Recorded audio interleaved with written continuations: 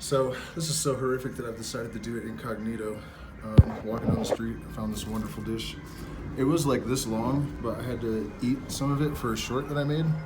And so there's some ahi here. Let's see. I'm not really gonna be able to edit this, so you gotta get some ahi on there. A little bit blurry. It's covered in hairs. Oh,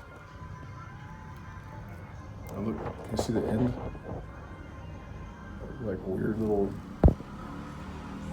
mess in there. It's absolutely horrific.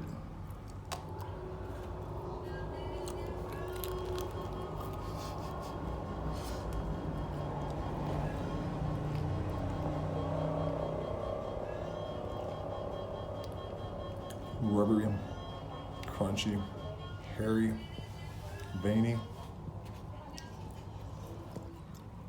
Corn's good though.